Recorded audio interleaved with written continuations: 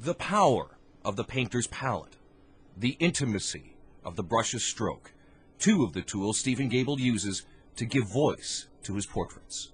As the brush goes down through the nose and the eyes and it captures the features, there's a conversation that develops. Until a few years ago, the features of a face didn't feature much at all in his art.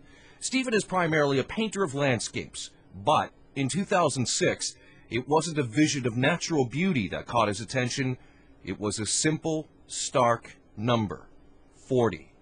The name was Mark Wilson. The soldier from London had become the 40th Canadian killed in Afghanistan. Stephen decided he would paint the portraits, maybe for eventual exhibit at the War Museum in Ottawa. On Remembrance Day 2 years ago, he was displaying several of them, including Mark Wilson's, at a London church, when Mark's parents walked in. That was a very moving moment. Mrs. Wilson approached the portrait and put her hand up on it and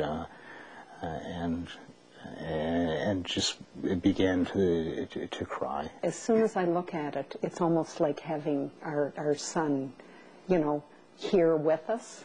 The Wilsons' response made it clear to the artist where the portrait should go. And we were about to leave, and he said, "Carolyn, you're taking the picture with you." Well, we were in denial then. We can't take this picture. It's your property. It's a marvelous thing, not to mention the expense of it. And he said, "No, take it." So it was quite an emotional day for us. Stephen's been hard at work ever since. In a small space in his basement, he puts the radio on and loses himself in their features. In your eyes I see that perfect look. I hope that doesn't sound too witty. He spends an average of 40 hours on each, with labor and materials that's worth about $1,000. He won't sell the portraits. They're for the families when they want them. To offset the cost, he sells his landscapes and exhibits like this one in Petawawa recently. And he has Carl Wilson in his corner. I said, "You should be blowing your horn." And I said, "I don't mind blowing it for you for what you've done for us." With the Wilsons' help and a website called the Fallen Canadian Soldier Project, 8 families now have portraits, and more are on their way, keeping Stephen busy. I never know when I'm finished, but there's a point where you just go like that, and all of a sudden there's something there, and the painting then begins to speak.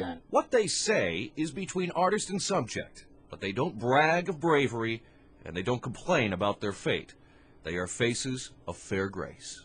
He has brought our official photograph, the file picture they call them, to life, you know, and it's just such another part that we just treasure and will forever.